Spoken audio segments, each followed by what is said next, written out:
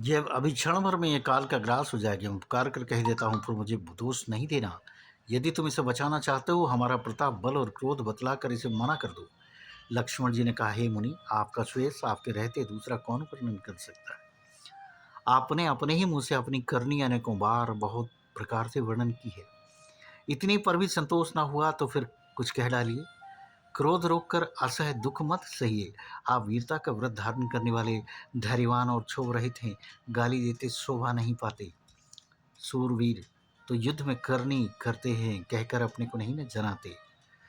शत्रु को युद्ध में उपस्थित पाकर कायर ही अपने प्रताप की डींग मारा करते हैं। आप तो मानो काल को हांकर लगाकर बार बार उसे मेरे लिए बुलाते हैं। लक्ष्मण जी कठोर वचन सुनते ही परशुराम जी ने अपने भयानक फरसे को सुधार कर हाथ में ले लिया और बोले, अब लोग मुझे दोष ना दें, ये कड़वा बोलने वाला बालक मारे जाने के योग्य है। इसे बालक देखकर मैंने बहुत बचाया, पर अब ये सचमुच मरने को ही आ गया है। विश्वामित्र जी ने कहा, अपराध क्षमा कीजिए। बालकों के दोष और गुण को साधु लोग नहीं गिनते। परशुराम जी बोले, तीखी धार का कुठार, मैं दया रहित और क्रोधी, और यह गुरुद्रोही और अपराधी मेरे सामने उत्तर दे रहा है। इतने पर भी मैं इसे बिना मारे छोड़ रहा हूँ। तो हे विश्वामित्र, केवल तुम्हारे शील प्रेम से नहीं, तो इसे इस कठोर कुठार से काटकर थोड़े ही परिश्रम से गुरु से उरण कर देता। विश्वामित्र ने हृदय में हंसकर कहा, मुनि को हराई हरा सुधरा है। अर्थात सर्वत्र विजयी होने के कारण ये श्री राम लक्ष्मण को साधारण क्षत्रिय समझ रहे हैं, किंतु यह लोभमयी केवल फौलाद की बनी हुई खांड है, ऊख की रस की खांड नहीं है जो मुंह में लेते ही गल जाए। खेद है, मुनि अब इस बेसमझ बने हुए इनके प्रभाव को नहीं समझ रहे हैं। लक्ष्मण जी ने कहा कि हे मुनि, आपके शील को कौन नहीं जानता, वह संसार भर में प्रसिद्ध है। आप माता पिता से तो अच्छी तरह उऋण हो ही गए, अब गुरु का ऋण रहा जिसका जी में बड़ा सोच लगा है, वह मानो हमारे ही मत्थे का अड़ा था। बहुत दिन बीत गए, इससे ब्याज भी बहुत बढ़ गया होगा। अब किसी हिसाब करने वाले को बुला लीजिए तो मैं तुरंत थैली खोल कर दे दूँ। लक्ष्मण जी के कड़वे वचन सुनकर परशुराम जी ने कुठार संभाली। सारी सभा हाय हाय करके पुकार उठी। लक्ष्मण जी ने कहा, हे भ्रभुश्रेष्ठ, आप मुझे फरसा दिखा रहे हैं, पर ये राजाओं के शत्रु में ब्राह्मण समझकर बचा रहा हूँ। आपको कभी रणधीर बलवान वीर नहीं मिले। हे ब्राह्मण देवता, आप घर ही में बड़े हैं, यह सुनकर अनुचित है कहकर सब लोग पुकार उठे। तब श्री रघुनाथ जी ने इशारे से लक्ष्मण को रोका। लक्ष्मण जी के उत्तर से जो आहुति के समान थे, परशुराम जी के क्रोध रूपी अग्नि को बढ़ते देखकर रघुकुल के सूर्य श्री रामचंद्र जी जल के समान शांत करने वाले वचन बोले। उन्होंने कहा, हे नाथ, बालक पर कृपा कीजिए, इस सीधे और दुधमुहे बच्चे पर क्रोध न कीजिए। यदि यह प्रभु का आपका कुछ भी प्रभाव जानता तो क्या यह बेसमझ आपकी बराबरी करता। बालक यदि कुछ चपलता भी करते हैं तो गुरु, पिता और माता मन में आनंद से भर जाते हैं। अतः इसे छोटा बच्चा और सेवक जानकर कृपा कीजिए। आप तो समदर्शी, सुशील, धीर और ज्ञानी मुनि हैं। श्री रामचंद्र जी के वचन सुनकर वे कुछ ठंडे पड़े। इतने में लक्ष्मण जी के कुछ कहकर फिर मुस्कुरा दिए। उनको हंसते देखकर परशुराम जी के नख से सिक तक सारे शरीर में क्रोध छा गया। उन्होंने कहा, हे राम, तेरा भाई बड़ा पापी है। यह शरीर से गोरा पर हृदय से काला है। यह विषमुख है, दूध मुहा नहीं, स्वभाव से ही टेढ़ा है, तेरा अनुसरण नहीं करता, तेरे जैसा शीलवान नहीं है। यह नीच मुझे काल के समान नहीं दिखता। लक्ष्मण जी ने हंसकर कहा, हे मुनि सुनियो, क्रोध पाप का मूल है, जिसके वश में होकर मनुष्य अनुचित कर्म कर बैठते हैं और विश्व भर के प्रतिकूल चलते हैं। हे मुनिराज, मैं आपका दास हूँ, अब क्रोध त्याग कर दया कीजिए। टूटा हुआ धनुष क्रोध करने से जुड़ नहीं जाएगा। खड़े खड़े पैर दुखने लगे होंगे, बैठ जाइए। यदि धनुष अत्यंत ही प्रिय है तो कोई उपाय किया जाए और किसी बड़े गुणी कारीगर को बुलाकर जुड़वा दिया जाए। लक्ष्मण के बोलने से जनक जी डर जाते हैं और कहते हैं, बस चुप रहिए, अनुचित बोलना अच्छा नहीं। जनकपुर के स्त्री पुरुष थर थर कांप रहे हैं और मन ही मन कह रहे हैं कि छोटा कुमार बड़ा ही खोटा है। लक्ष्मण जी की निर्भय वाणी सुनकर परशुराम जी का शरीर क्रोध से जल रहा है और उनके बल की हानि हो रही है, उनका बल घट रहा है। तब श्री रामचंद्र जी परेशान जनाकर परशुराम बोले, तेरा भाई छोटा भाई समझकर मैं इसे बचा रहा हूँ। जब मन का मेला और शरीर कैसा सुंदर है, जैसा विष के रस से भरा हुआ सोने का घड़ा। यह सुनकर लक्ष्मण जी फिर से। तब श्री रामचंद्र जी तिरछी नजर से उनकी ओर देखा, जिससे लक्ष्मण जी को संकोच हुआ। विपरीत बोलना छोड़कर गुरु के पास चले गए। रामचंद्र जी दोनों हाथ जोड़कर अत्यंत विनय के साथ कोमल और शीतल वाणी बोले, हे नाथ, सुनिए, आप तो स्वभाव से ही सुजान हैं। आप बालक के वचन पर कान न कीजिए, उसे सुना अनसुना कर दीजिए। बर्रे और बालक एक स्वभाव है। संत जन इन्हें कभी दोष नहीं लगाते। फिर उसने तो कुछ काम भी नहीं बिगाड़ा। हे नाथ, आपका अपराधी तो मैं हूँ। अतः हे स्वामी, कृपा, क्रोध, बध और बंधन जो कुछ करना हो दास की तरह मुझ पर कीजिए, जिस प्रकार से शीघ्र आपका क्रोध दूर हो। हे मुनिराज, बताइए, मैं वही उपाय करूँ। इन्होंने कहा, हे राम, क्रोध कैसे किया जाए? क्रोध कैसे जाए? अब भी तेरा छोटा भाई टेढ़ा ही ताक रहा है। इसकी गर्दन पर मैंने कुठार न चलाया तो क्रोध करके किया ही क्या? मेरे जिस कुठार की घोर करनी सुनकर राजाओं की स्त्रियों के गर्भ गिर पड़ते हैं, उसी फरसे के रहते मैं इस शत्रु पुत्र राजपुत्र को जीवित देख रहा हूँ।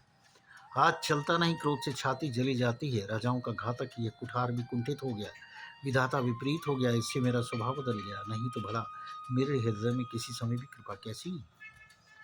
दया मुझे दुस्सह है, दुख सहा रही है। ये सुनकर लक्ष्मण जी ने मुस्कुराकर सिनेवाद कहा, आपकी कृपा रूपी वायु भी आपकी मूर्ति के अनुकूल ही है। वचन बोलते हैं मानो फूल झड़ रहे हैं। हे मुनि, यदि कृपा करने से आपका शरीर जला जाता है तो क्रोध होने पर तो शरीर की रक्षा विधाता ही करें। परशुराम जी ने कहा, हे जनक, देख, यह मूर्ख बालक हट करके यमपुरी में निवास करना चाहता है। इसको शीघ्र ही आंखों की ओट क्यों नहीं करते? यह राजपुत्र देखने में छोटा है पर है बड़ा खोटा। लक्ष्मण जी ने हंसकर मन ही मन कहा, आंख मूंद लेने पर कहीं कोई नहीं। तब परशुराम जी हृदय में अत्यंत क्रोध भरकर श्याम जी से बोले, सठ, तू शिव जी का धनुष तोड़कर उल्टा हम ही को ज्ञान सिखाता है। तेरे भाई तेरी सम्मति कटु वचन बोलता है और तू छल से हाथ जोड़कर विनय करता है। या तो युद्ध में मेरा संतोष कर, नहीं तो राम कहलाना छोड़ दे। और शिवद्रोही, छल त्याग कर मुझे युद्ध कर, नहीं तो भाई से तुझे मार डालूंगा। इस प्रकार परशुराम जी कुठार उठाए बक रहे हैं और रामचंद्र जी सिर झुकाए मन ही मन मुस्कुरा रहे हैं। रामचंद्र जी मन ही मन कहा, गुनाह तो लक्ष्मण का क्रोध और मुझ पर करते हैं। कहीं कहीं सीधेपन में भी बड़ा दोष होता है। टेढ़ा जानकर सब लोग किसी की वंदना भी करते हैं। टेढ़े चंद्रमा को राहु भी नहीं करता। श्री रामचंद्र जी ने प्रकट कहा कि मनुष्य क्रोध छोड़िए, आपके हाथ में कुठार है और मेरा ये सर है। जिस प्रकार आपका क्रोध चाहे हे स्वामी, वही कीजिए, मुझे अपना अनुसर दास चाहिए। स्वामी और सेवक में ये युद्ध कैसा? ये ब्राह्मण श्रेष्ठ, क्रोध का त्याग कीजिए। आपका वीरों सा वेश देखकर ही बालक ने कुछ कह डाला, वास्तव में उसका कोई दोष नहीं है। आपको कठोर बाणों और धनुष धारण किए देखकर और वीर समझकर बालक को क्रोध आ गया। वह आपका नाम तो जानता था, पर उसने आपको पहचाना नहीं है। अपने वंश रघुवंश के स्वभाव के अनुसार उसने उत्तर दिया, यदि आप मुनि की तरह आते तो हे स्वामी, बालक आपके चरणों की धूलि से रखता। अनजाने की भूल को क्षमा कर दीजिए। ब्राह्मणों के हृदय में बहुत अधिक दया होनी चाहिए। हे नाथ, हमारी और आपकी बराबरी कैसी? कहिए ना, कहाँ चरण और कहाँ मस्तक, कहाँ मेरा राम मात्र छोटा सा नाम और कहाँ आपका परशु सहित बड़ा नाम? हे देव, हमारे तो एक ही गुण धनुष है और आपकी परम पवित्र शम, दम, तप, शौच, क्षमा, सरलता, ज्ञान, विज्ञान और अस्थिरता, ये 9 गुण हैं। हम तो सब प्रकार से आपसे हारे हैं। हे विप्र, हमारे अपराधों को क्षमा कीजिए। श्री रामचंद्र जी ने परशुराम को बार बार मुनि और विप्रवर कहा। तब भृगुपति परशुराम जी कुपित होकर अथवा क्रोध की हंसी हंसकर बोले, तू भी अपने भाई के समान ही टेढ़ा है। तू मुझे मेरा ब्राह्मण ही समझता है। मैं जैसा विप्र हूँ तुझे सुनाता हूँ। धनुष को श्रुआ, बाण को आहुति और मेरे क्रोध को अत्यंत भयंकर अग्निजान। चतुरंगनी सेना, सुंदर संविधान, यज्ञ में जलाई जाने वाली लकड़ियां हैं। बड़े बड़े राजा उसमें आकर बलि के पशु हुए, जिनको मैंने इसी फरसे से काट कर बलि दिया। ऐसी करोड़ों जपयुक्त रणयज्ञ में मैंने किए हैं, अर्थात जैसे मंत्रोच्चार पूर्वक स्वाहा शब्द के साथ आहुति दी जाती है, उसी प्रकार मैंने पुकार पुकार कर राजाओं की बलि दी है। मेरा प्रभाव तुझे नहीं मालूम, इसी से तू ब्राह्मण के धोखे मेरा निरादर करके बोल रहा है। धनुष तोड़ डाला, इससे तेरा घमंड बढ़ गया। ऐसा अहंकार है मानो संसार को जीत कर खड़ा है। श्री रामचंद्र जी ने कहा, हे मुनि, विचार कर बोलिए, आपका क्रोध बहुत बड़ा है और मेरी भूल बहुत छोटी है। पुराना धनुष था, छूते ही टूट गया, मैं किस कारण अभिमान करूं? हे भृगुनाथ, यदि हम सचमुच ब्राह्मण कहकर निरादर करते हैं तो ये सत्य सुनिए, फिर संसार में ऐसा कौन योद्धा है जिसे हम डर के मारे मस्तक नवाएं? देवता, दैत्य, राजा या और बहुत से योद्धा, वे चाहे बल में हमारे बराबर हों, चाहे अधिक बलवान हों, यदि रण में हमें कोई भी ललकारे तो हम उससे सुखपूर्वक लड़ेंगे, चाहे काल ही क्यों ना हो। क्षत्रिय का शरीर धरकर जो युद्ध में डर गया, उस नीच ने अपने कुल पर कलंक लगा दिया। मैं स्वयं ही कहता हूँ, कुल की प्रशंसा करके नहीं, रघुवंशी रण में काल से भी नहीं डरते।